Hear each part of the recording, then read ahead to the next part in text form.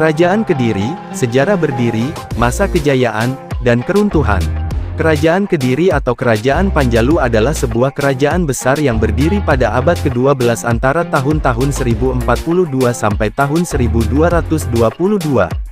Kerajaan ini merupakan bagian dari Kerajaan Mataram kuno. Kerajaan Kediri bercorak Hindu.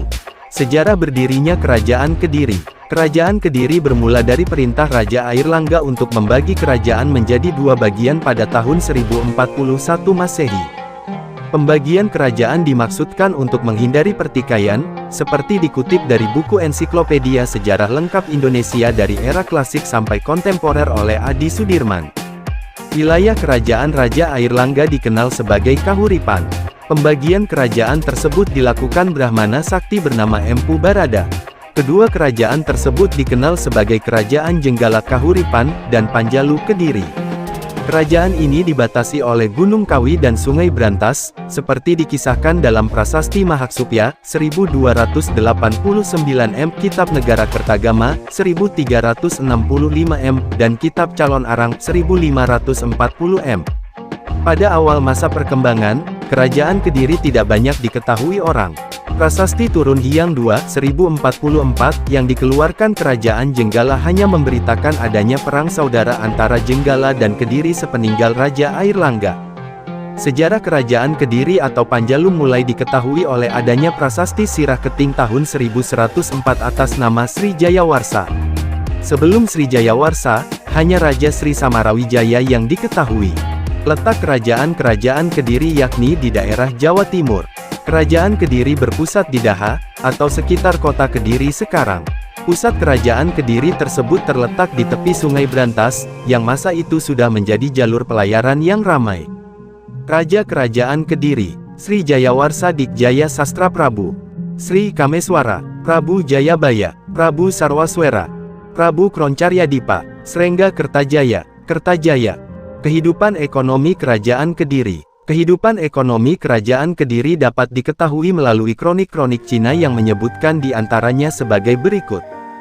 1. Kediri menghasilkan banyak beras. 2. Barang-barang dagangan lain yang laku di pasaran, seperti emas, perak, daging, kayu cendana, pinang, dan gerabah. 3. Telah menggunakan uang yang terbuat dari emas sebagai alat pembayaran atau alat tukar. 4. Posisi Kerajaan Kediri sangat strategis dalam perdagangan Indonesia Timur dan Indonesia Barat dengan kota pelabuhannya. 5. Pajak rakyat berupa hasil bumi. Kehidupan sosial Kerajaan Kediri. Masyarakat Kediri tidak menganut sistem kasta, seperti disampaikan dalam kitab Lubdaka. Dalam kitab tersebut disampaikan, tinggi rendahnya martabat seseorang tidak ditentukan oleh dasar keturunan dan kedudukan, tetapi berdasarkan tingkah lakunya. Masa kejayaan Kerajaan Kediri.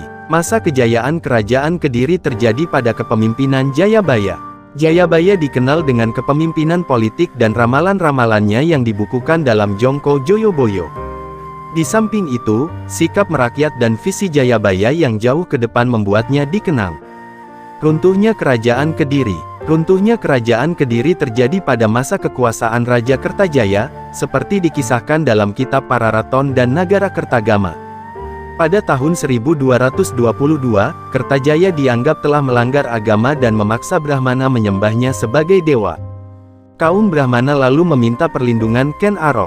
Ken Arok yang bercita-cita memerdekakan Tumapel kekuasaan Kediri mencetuskan perang antara Kerajaan Kediri dan Tumapel di dekat desa Ganter. Keberhasilan Ken Arok mengalahkan Kertajaya menandai runtuhnya Kerajaan Kediri yang kemudian menjadi kekuasaan Tumapel atau Kerajaan Singasari. Peninggalan Kerajaan Kediri. Peninggalan Kerajaan Kediri salah satunya yang diyakini yaitu situs Tondo Wongso pada awal tahun 2007. Sejumlah arca kuno peninggalan Kerajaan Kediri yang ditemukan di Desa Gayam, Kediri tersebut tergolong langka karena untuk pertama kalinya ditemukan patung Dewa Siwa Catur Muka atau bermuka 4. Prasasti Kerajaan Kediri juga menjadi peninggalan, di antaranya yaitu 1. Prasasti Sirah Keting, berisi pemberian hadiah pada rakyat oleh Raja Jayawarsa. 2. Prasasti Tulungagung dan Kertosono, berisi masalah keagamaan yang ditulis Raja Bemswara tahun 1117 sampai tahun 1130 m. 3. Prasasti Ngantang, menerangkan pemberian hadiah pada rakyat Ngantang. Hadiahnya berupa sebidang tanah yang telah dibebaskan pajaknya oleh Raja Jayabaya, 1135 m. 4. Prasasti Jaring, memuat nama seperti Kebowaruga dan Tikus Jinada. 5. Prasasti Kamula, menerangkan keberhasilan Raja Kertajaya, memerangi musuh-musuhnya di Katang.